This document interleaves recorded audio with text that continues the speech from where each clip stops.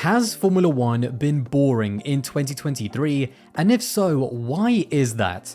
Now, this is something that I've seen talked about quite a lot on social media, by fans and even in the comments of my videos. I've actually even got a few messages about this season, which I've never had before, with people asking, Aldas, do you think, is it just me or is this season boring? And I was really taken aback. More than 3 people have actually DM'd me to ask me, which is always quite strange. And now, even though I do think the word boring is maybe sometimes over exaggerated, and I personally don't think that F1 races are actually necessarily boring. I think, there's always excitement somewhere, even in the midfield sometimes, or even in just the spectacle of watching cars, go around these tracks. But I am going to talk about why has F1 been boring to me in 2023, because I have definitely felt like there's been more than any other year, and I started watching back in 2012, so I have seen boring seasons. I mean, I think 2015 sticks out because it doesn't really stick out, if that kind of makes sense. I mean, it was a kind of a non-championship. Lewis walked away with it. Nico was absolute nowhere,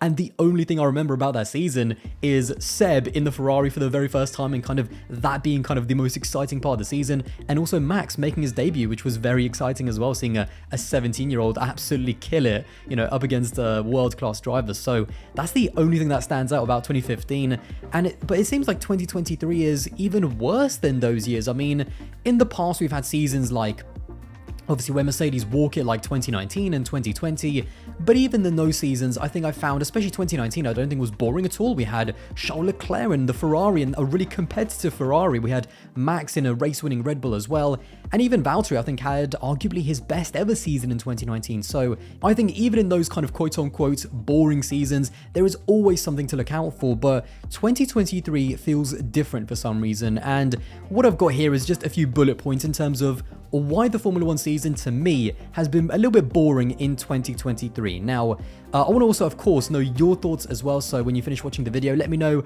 all of your thoughts in the comments on anything that I've talked about. And if you have the same feeling or not, is this something that perhaps has been just overplayed in 2023? But, I'm sure many people feel that it's a great season so far. So yeah, as always, let me know your thoughts. First of all, on my list, I have got Disjointed Calendar. There is something about this season, and as I'm recording, we are 5 races into the 2023 season. There is something that hasn't felt right about the races so far, and again, disjointed is the best word. I'm not saying there's been too little races, I'm not saying there's been too many races even, but we had those first kind of 3 races, which was really good to start the season, and then we went into this really kind of strange, basically month-long break, I think in April, which really just killed the momentum of the season for me. It really kind of just sapped the life out of the season. Now, of course, originally we were going to have the Chinese Grand Prix, and Formula One couldn't find a replacement race to kind of fill that slot, but yeah, that really killed the momentum. And then even when we did come back, I mean, it was kind of frustrating because when we then came back to the likes of Baku, that was probably the worst race of the season so far, despite the sprint format, which we're going to get to a little bit later. So, we had this kind of month-long break, which as a content creator was absolute hell, guys. I am not going to lie. My job is to cover Formula One. I love talking about Formula One, and it kind of pains me when there isn't too much to talk about, So, yeah, that was really tough for me as a content creator. And, even the races that we've had so far, I think the fact that most of them have been on street tracks also hasn't helped as well. I haven't really felt that there's been much of a variety in the calendar so far. I mean, out of the opening 5 races, 4 of them have all been street tracks. Of course, Bahrain being the exception, which was the first race of the season. And now, as I'm recording this, of course, Imola has been cancelled, and rightly so. I think Formula One, I was actually really impressed with how Formula One handled that situation, because there were some journalists actually posting pictures even yesterday, which is on Friday, basically saying that, oh, look, it's not even raining at the track. We could have been racing. But I mean, to be honest, it just wouldn't have been a good look for Formula One. There's a lot of people that are hurting in that region. There's a lot of people that are suffering. And I think the way Formula One is actually almost decided to help the region, I think has been massively, that's what Formula One should be doing. They should be giving back to the communities, that they're kind of racing in. So I definitely think that cancelling Imola was the right thing to do. But now the fact that the next race is another street track, we go into Monaco, and that means that apart from Bahrain, which was the first race of the season, we have had 5 street tracks in a row, and I think that lack of variety is really affecting the season. And when you compound that with that really strange month-long break in April, that's why, to me, the number one thing is just the calendar has felt really disjointed. So yeah, I think that's definitely something that needs to be looked at in terms of perhaps spacing the races a little bit better, and also not so many kind of street tracks all in a row, because yeah, that lack of variety I think also really kills kind of the excitement of going to, you know, a more historic track where racing perhaps is a little bit easier. So yeah, that's definitely something that is on my list. Now, I also wanted to talk about the sprint as well, because I'm going to use that word again, disjointed, or you know, maybe I should say that the weekend, it kind of blurred into one. I don't know about anyone else, but when it comes to, for example, qualifying for the race and then qualifying for the sprint, everything in my mind just kind of blurred into one. I forgot which driver had an incident, or which driver did a really good job. Was it for the quali for the race or the quali for the sprint? And you know, I'm someone who I feel like I watch Formula One quite an in-depth level, because I have to analyze it, and I'm super nerdy about Formula One. It's kind of my job. So, and I'm totally into it. But you know, for the more casual fans, is it quite easy to watch? Is it easy to understand? Is it easy to remember which driver qualified where and did a good job? Was it for the sprint? Was it for the race? So yeah, it left me feeling mixed, I think, in Baku. And it didn't help the fact that the actual race and the actual Grand Prix was really bad. You know, Baku was probably the worst race of the season so far. It was really flat, one stop, obviously. And even the drivers down the field actually struggled to overtake. So, yeah, I think I am someone who definitely likes that Formula One try new ideas, that they, you know, negotiate with the teams to try stuff that we've never seen before. So I quite like that. And I don't want to be too down on the sprint, on the brand new sprint format, yeah, because I want to see it on different tracks across the season. I want to give it, you know, multiple chances before I really make kind of my decision about it. So yeah, but in terms of that first kind of go with the brand new format, it left me feeling a little bit mixed. I don't know whether it was the format itself, whether it was the track or the drivers or something. So that's what I want to give it another go on different tracks. In terms of my second bullet point, I have got a lack of variability within the races themselves. Now, the number one complaint for me has been tires. This has been just not good enough. 4 out of the first 5 races have been easy one-stops, not just kind of marginal, oh, maybe we're going to get to the end, maybe we're not. They have been easy one-stops, and that is just not good enough. And Pirelli actually do a really good job on their social media of posting these amazing kind of graphics, which I absolutely love. It makes it really easy to understand all of the different tire strategies after the race. And I'm going to put them actually up on the screen so you can see it with me. In terms of round 1 for Bahrain, again, a traditional track, not a street track, very high tire wear, as we know. This was the only one where we've seen so far more than a one-stop. You can see they all did a two-stop, and we had varying kind of strategies as well. We had the 2 Red Bulls go soft, and then a hard. We had, for example, Fernando Alonso go soft and then hard. So there was a variability in the strategy, which is exactly what we want to see, and I think it brought us a pretty decent opening round. But the rest of the season, it has been, again, not just marginal one-stops, it has been easy one-stops. So when you look at Jeddah, everyone pretty much did a one-stop, apart from Bottas right at the bottom. We had a crazy race and a few other drivers, but pretty much everyone in the top 10 did a one-stop, and it was, again, for Perez and Verstappen, it was a medium to hard. Leclerc did a soft to hard, and there was just barely any variability. You go to the next race in Melbourne, and again, look at Juan Zhou and look at Valtteri Bottas. I mean, they pitted on lap 1, got their softs off, and they literally ran the entire race on hards. And obviously everyone pitted pretty much on lap 8 when the red flag came out for Alex Albon, and pretty easily would have made it to the end had it not been for that, craziness on lap 55 and 57, which is why we saw that late flurry of stops. Then you move on to Baku. I mean, again, just look at that. Look at the lack of variability. And I mean, the guy that absolutely stands out is right at the bottom, Esteban Ocon. Starting on the hards, he did the entire race pretty easily and actually held up the field on a set of hards and only pit on lap 50. I mean, again, that was a massive red flag, and what was even more worrying is that this guy was running around on 50-lap-old hards, and people were still struggling to overtake him. So that's a double whammy in my opinion. Bad, that's not what we want to see from the Pirelli range, and also the lack of overtaking on a car that has 50 old lap hards is very, very worrying.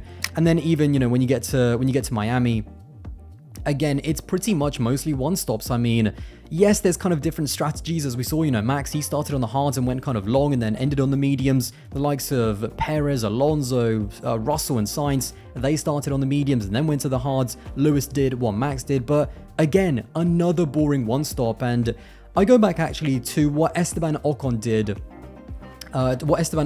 in Baku, 50 laps on the hards. And what I found quite interesting is that after the race, Pirelli actually posted this kind of tweet saying, that Esteban Ocon did the longest stint on a C3 compound tire in 8 years, 300 kilometers, which, ended up being 50 laps. And it was kind of strange to see that for me, because to me, that is not a good thing. That is absolutely the opposite of what Pirelli are there to do, because if we are seriously going to have a hard tire that can easily do the entire race, then what's the point of even having multiple compounds?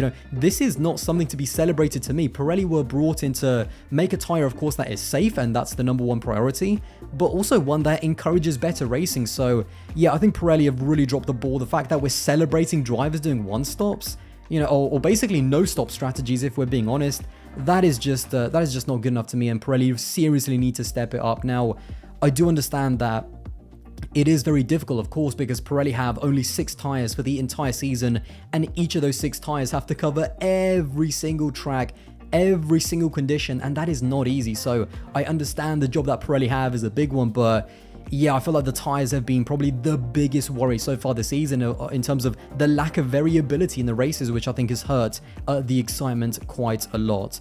The next bullet point I have is that I don't think this season has been that compelling, to be brutally honest with you. Now, so much, I think, of our perception as fans of what an exciting kind of season or an exciting championship is, I think, is predicated on what happens at the front. And that has always been true.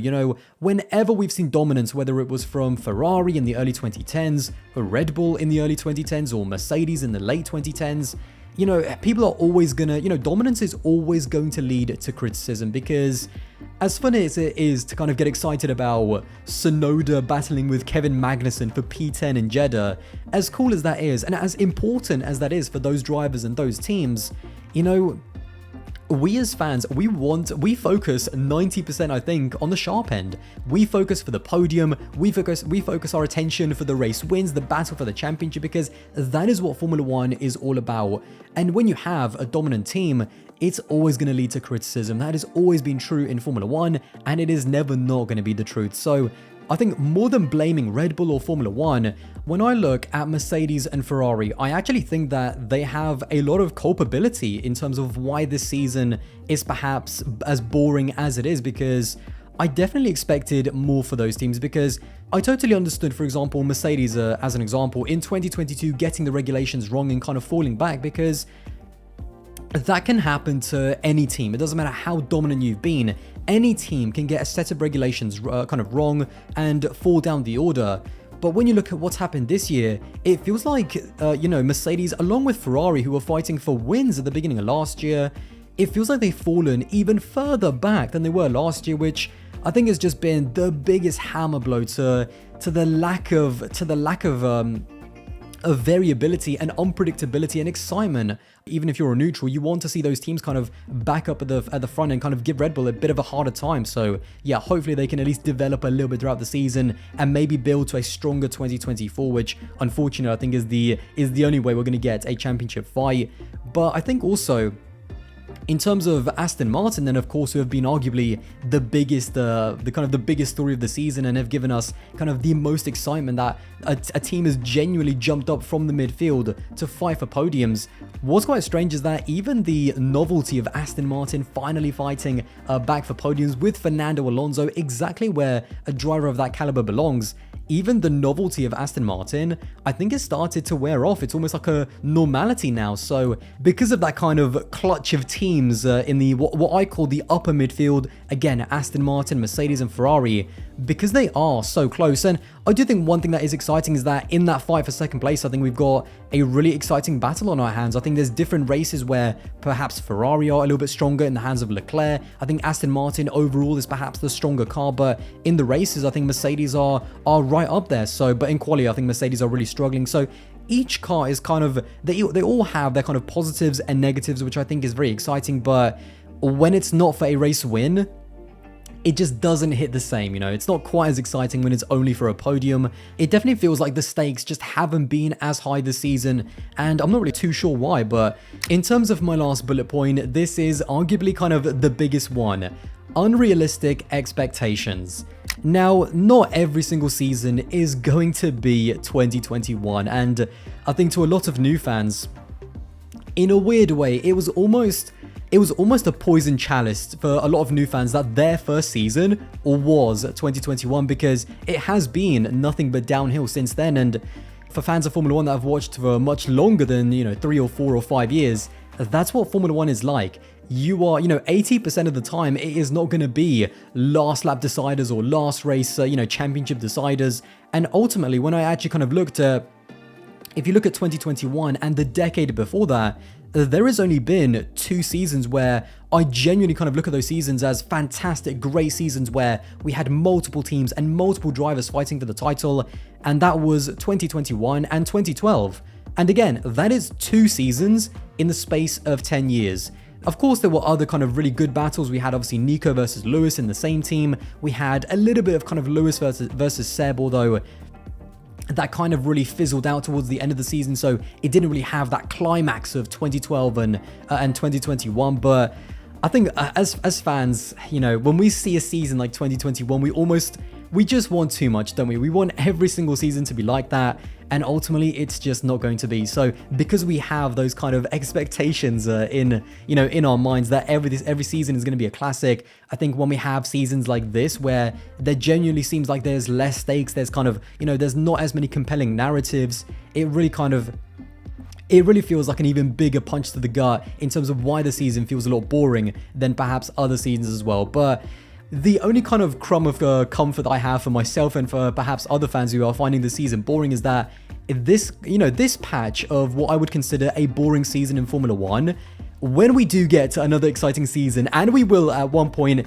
it is going to make it even better and even sweeter. And when we do get that season, it's going to be massively important to every single person to enjoy that moment more than ever before, because you never know when you're going to get to that moment or that season or that specific championship fight, when you're going to get to it next. So yeah, I think that's a big lesson to a lot of fans, to enjoy it in the moment. And I think a lot of fans in 2021 were too worried about attacking the other team and attacking the fan base of the other driver to really enjoy the moment, which I think is a big lesson to learn to a lot of fans. Well, there you have it. Let me know all of your thoughts on everything that I've talked about in this video in the comments box below.